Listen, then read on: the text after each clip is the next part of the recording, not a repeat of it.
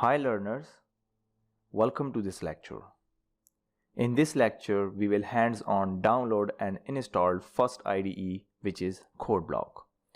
For that purpose, I just need to type CodeBlock in search bar and CodeBlock is on your screen. Actually, the CodeBlock is a free open source cross-platform IDE that support multiple compilers including GCC, Clang and Visual C++.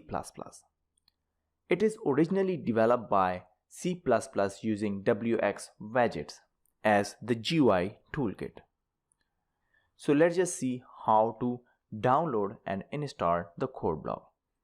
Firstly, I just open the CodeBlock website, or you just simply go to the shortened link of the download here. As I told you that CodeBlock is an open source cross-platform, free for C or C++. I just go to the download the source code. If you download the source code for your Linux operating system, as I just told you that CodeBlock is the open source software.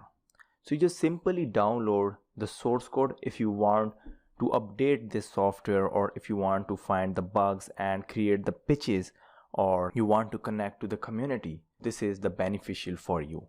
Here I just download the binary release because we just do not need this source code.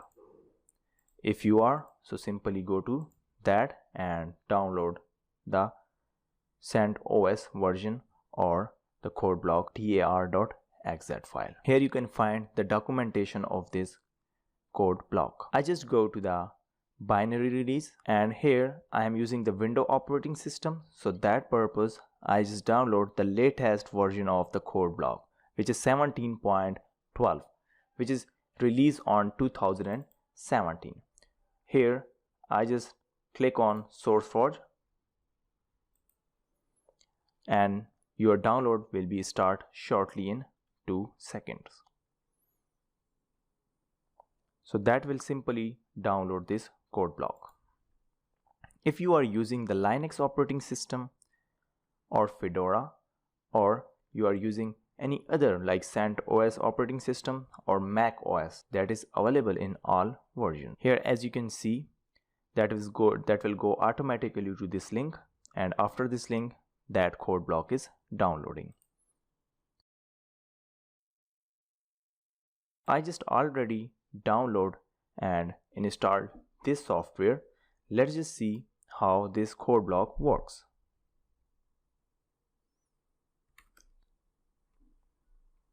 I just open the CodeBlock. The installation of the CodeBlock is very simple. You just simply go to the next and at the last you just finish this CodeBlock. My CodeBlock is open here. First of all, on your menu bar you just find File, Edit, View, Search, Project, Build, Debug, Fortin, WXSmith, Tool, Tools Plus, Plugins, DoxyBlocks, Settings and Help. If you want to create the new file, so simply create the empty file here.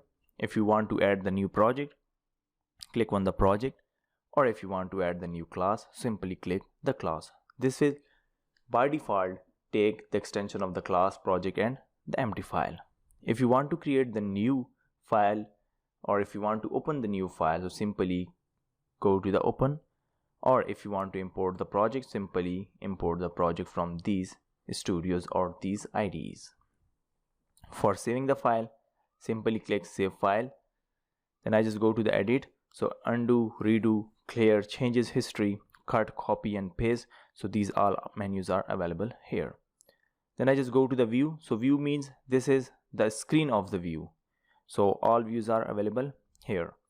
Then search, if you want to find any number or any keyword into your code, simply go to the search. Then project setting right here. This build means if you write the code here, simply build or run this code from here, or clean your project from here. Then debug, so simply debugging options are available here. Fortin, so Fortin means here all values of the fortrands are available here to generate. Make files means to generate the keys to the file, or here you can simply change the cases of that, or formatting the independent classes or independent files. So simply you just go to the fortran. So wxsmith is wx GUI panel, then tool for the configurations tool, and the tools for the output toggle windows and the close inactive tools pages. Then if you want to add any plugins, so plugin options are available here. Then CodeBlocks are available here, and the setting and the help.